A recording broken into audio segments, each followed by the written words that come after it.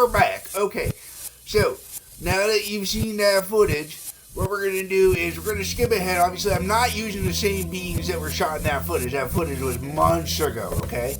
We got distracted, our things came up, never got back to it. So I prepped a new batch of beans here. So we're going to put this batch of beans here into this crock pot, okay? There is a lot of beans in that. A lot of beans. That's a lot of fiber, a lot of protein. 16 ounces of dry beans is what that is. So we're going to take that 16 ounces of dry beans, we're going to put that in the crock pot. We're going to put the crock pot on low for now, just as we get started. And then what we're going to do is we're going to take out a couple cans of tomatoes. Alright, now, once again, no brand names, but what one can is diced, one can is pureed. We're going to open up those cans, and we're going to put those cans there into the crock pot as well. And this is going to form the basis of our chili, you know. Now, here we go. Just open up these cans here. This is the boring part. Always the boring part. I just ramble on. Ramble on. Yeah! Open a can of tomatoes. Rambling on. Yeah, so that's what I'm going to do, because that's what I do when I'm doing this shit. And I am sorry that the Robert Pop Pussy is not with me today. But I don't know where the fuck Pop Pussy is at the moment. He might be doing manager things. He might not be doing manager things. He might be masturbating in his bedroom. I don't know. It's all good, man. It's all good. It's his job to know where I am at all times. It's not my job to know where the fuck he is at all times. It's the joy of not being a manager of the band and just being in the band.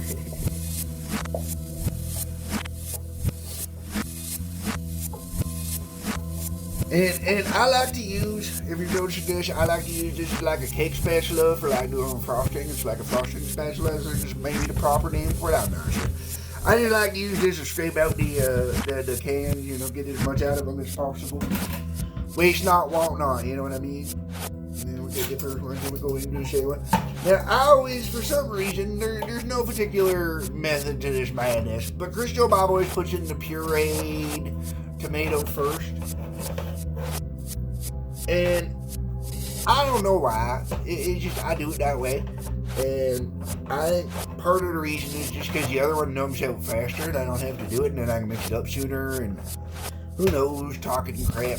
But anyways, if you're doing this at home and you don't have prepared beans that you set up yourself, I usually do 2 cans to 2 cans. So, you know, you go out, you get 2 cans of beans, 2 cans of tomato, match it out quantity wise as close as you can, throw them together. This is going to be heavier with the beans than doing that. And the reason why is Chris Joe Bob likes a lot of beans. Fiber is good for you. Beans have protein and they got fiber. It is good stuff. They clean you out and they help you build muscle. And Chris Joe Bob ain't making this shit up, man. Go look at the science. The science is out there. So there we go. That's the easy part of this. We just mixed all this around there. We're going to put the lid on. And then we're going to work on prepping the other stuff that we got to prep here. And what we got to prep here is we got, you know, we got some pepper we're going to cut up and put in there. We got a little onion we're going to cut up and put in there. And then this here container, which we're not advertising anything because I just reuse containers for storage. We're going to make a chicken chili. I could put some beef in there if I wanted, but I don't want to do beef. We're gonna do chicken chili, and I'm gonna use these leftover chicken legs I made the other day. We're gonna do 6 legs. We're gonna do 6 of these legs, and these particular legs were seasoned with 2 different types of seasoning. 3 of them were seasoned with Montreal chicken spice, which is so good, so good. Kentucky Fried Suck My Ass. Oh, yum. And the other one is a pepper blend of spice that's mixed on it. Also finger licking good. It's the Colonel. The Colonel ain't got shit on Chris Joe Bob, baby. Ain't got shit. So what we're gonna do is we're gonna put that chicken there to the side, and then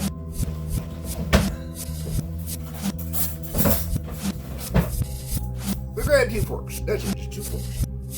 And the reason why we're gonna have 2 forks. Oh, actually, Crystal Bob licked his fingers. So before Crystal Bob goes any further, Crystal Bob is gonna wash his fingers. Because you gotta wash your hands. You know, you spread germs. COVID, folks. COVID, this even without COVID, you should always wash your hands after you lick your fingers, okay? It's just sanitary. It's the best thing for you to do.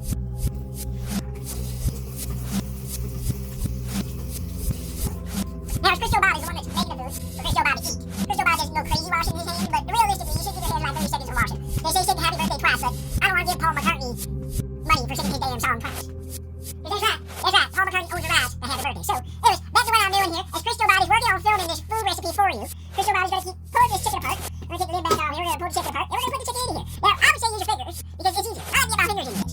Other people use the fork. You know, you don't want to use your fingers messy. Use the fork. That's why I put it. But I'm okay with getting my fingers messy. Put the chicken in here. Now, the other thing to do is the skin.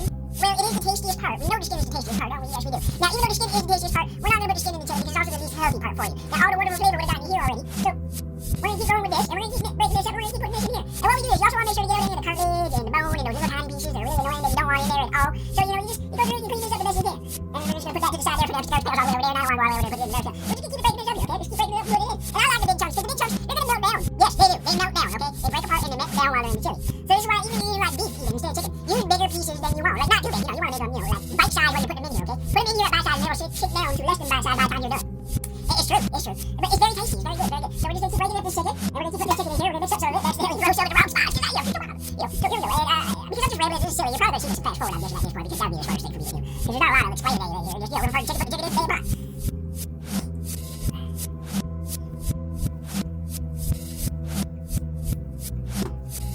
Now, you notice, as we're going here, I'm not getting all the skin off. There's some of the skins that are not coming off easy. If it's not coming off easy, don't worry about it. Don't worry about it. You don't try to. It's something for you at home. You're using up leftovers, okay? This is what this chili is. This is a leftover chili, okay? Little fresh, little leftover, little canned, you know, little prepared, whatever it is, basically, you know, just put it together, man. This is for hungry guys and hungry girls, hungry people. People that like chili, man. So we're gonna keep going here. We're almost done. We got it. Wow, man. All right. 2 more to go. That's it. 2 more to go. Put this in, put this in. Put this in. Put this in. Now, make sure, I didn't mention this, I didn't cover the part where I cooked the chicken at all because, you know, I am filmed that part, this is leftover chicken. So anyways, when you do chicken, you gotta make sure you cook that chicken thoroughly, okay? You gotta do it in the oven at like 350 for a minimum of 45 minutes, okay? Don't try and shortcut it because if you shortcut, people will get sick. They will. Now, you should use your heat thermometer to check it to make sure it reaches optimal temperature. I don't bother to do that. I just kind of eyeball it. I cut it wrong, you don't believe when I take it out. I'm pretty good with that. Sometimes that leads to the meat looking a little pink afterwards. Sometimes the coloring in the season leads to the meat looking a little pink afterwards. Pink, it will not kill you depending on what the pink is. What you're worried about is if there's blood. You don't want blood, then there's still give you shame and then you die. And then you die, man. And then you die. So we don't wash my hands one more time now with the part of that chicken. Here we go.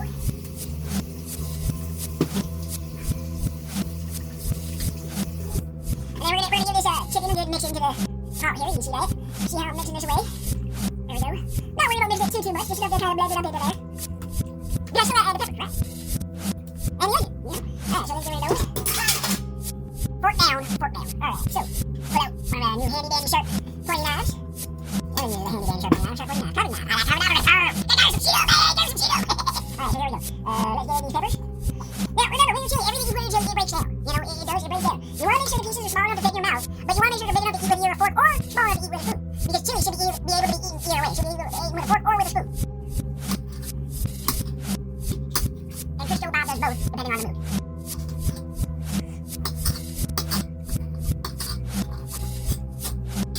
Now, the other thing Crystal Bob's going to do today is Crystal Bob is going to talk a little bit about reducing your garbage output by composting.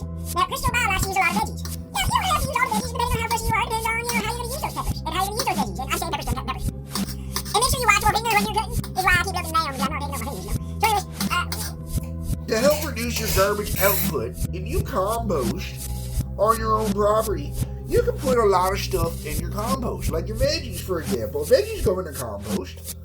And they go in the normal compost that you can use for your own garden later on, okay? Like your veggie garden, okay? So that's good that way. Another thing you can also put in your compost is you can put coffee grounds in the coffee filter. Most coffee filters are compostable. And you can also put in tea bags. Just make sure you take off the little silly tag label that's on them that sticks off the end. And, you know, maybe take the staple out of it, possibly. Because, you know, a lot of them have that little staple that holds the tag on and stuff like that. So just remove that stuff. But you can recycle most of it, or you can compost most of that stuff. If you rinse out eggs, rinse out the shells are totally compostable too, man. You can garden. Egg shells, you don't necessarily want to put in your veggie garden. That's more for your flower garden. But, you can set up multiple composters as well, since you can have a composter for veggies, and you can have a composter for, like, flowers. Because they do use different things, depending on what you want to grow, depending on what you want to do, Interestingly enough, fish is also good for your garden. Yeah, different types of fish because of the nitrates and stuff like that. So, there's different, you gotta look into it, you gotta research, you gotta see what's right for you. But if you compost a lot of this stuff, it really cuts down on what your garbage output is. And then you don't have to throw as much stuff in the garbage, and then you're doing more for the environment, You gotta do your part. Alright, so here we go. We just finished cutting down those peppers there. I'm gonna take that piece of chicken skin home. We're gonna put those peppers in here. Now, you can see the pot is really starting to overflow here with stuff. Now, as it heats up and it cooks, it's going to break down and it's going to sink in more. So don't worry about that. As long as we can get the lid on to get it going, that's all that really matters, right?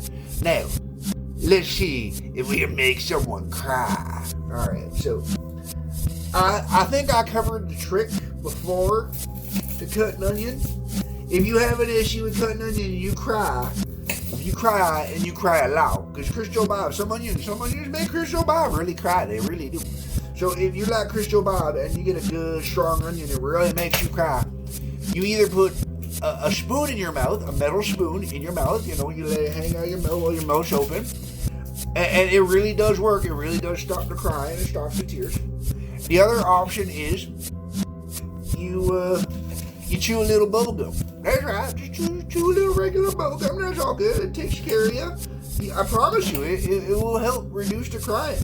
Another one, but it's not as, if you pay your water bill, you don't want to do it as much. Another one that really works, though, is you run cold water. Don't know why it works, but it works. You run the cold water while you're doing it, and it helps cut down on the tears, man. You get all Aussie-like, but no more tears. No more tears. So we're going to keep cutting up this onion here. We're almost done. Now, while I'm just finishing up this onion here, you'll notice I haven't added any spices to the chili. Now, you can add spices to your chili multiple ways. You could go the cool, awesome way and cut up fresh jalapenos or habaneros or whatever, something nice and spicy. Throw it in there. I like to do that. But the thing is, Crystal Bob's not the only one that eats Crystal Bob chili. And some of the people that eat Crystal Bob chili, they don't like it too spicy because it makes their belly go ouchy. So, because of that, what I do is I use ground chili peppers instead. You can put quite a bit into it. It warms it up, but it doesn't make it too hot. It doesn't make it so it's like, oh, my belly, I got ulcers from it. So, you don't have to worry about that way. So, what I'm going to do is I'm going to mix this down really good. And I don't add the chili spices right away either. That's one of Crystal Bob's secrets. See, the secret is you slowly cook this part down first. When this part cooks down more, that's when you add the spices.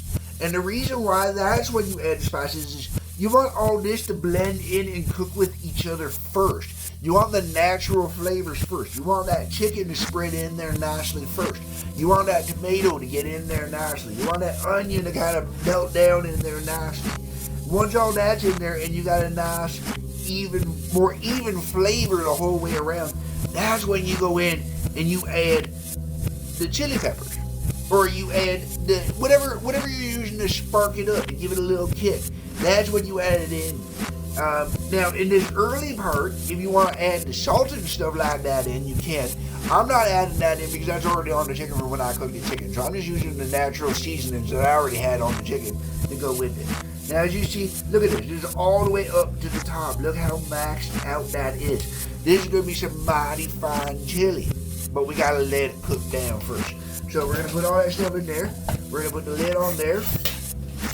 Put all that in there. And then, like I said, you let this cook. You're gonna let this cook for about. If you put it on low, you're gonna let this cook for about 2 hours before you add your spices. Okay, and then you just add them in. You add them in. You season it to your own flavor. Chris Joe Bob go crazy with it, but Chris Joe Bob. Let me show you. I'm gonna go back here. I'm gonna grab out it's kind of perfect here. Way too much in there. Way too much. Anyway, we're gonna close that up. So yeah, that's enough wasting your time, enough wasting my time. We're gonna get back to it later. Anyways, like I said, if you're cooking it on low, 2 hours. 2 hours, you add the chilies. If you're cooking it on high, you do it after 1 hour. Okay? Alright. Love ya. You're going to get a good batch if you want to let this go. If you're going to do it on high, you want to let it go for about 2 hours. If you're going to do it on low, you want to let it go for about 4 hours. Don't let it go longer than 4 hours though, because if you let it go longer than 4 hours, you're going to find that it's going to start getting bitter tasting. The tomatoes break down a little too much and starts getting bitter. Then some people start to like adding sugar. Crystal Bob don't add sugar. That's why Crystal Bob likes to use fresh peppers. Fresh peppers are nice and sweet, so they don't make it, bitter and you don't know. You want to keep it fresh, keep it naturally sweet. Don't add sugar. If you don't have to add sugar, that just ruins it. Anyways, I'm out of here. Have a good one. Love y'all.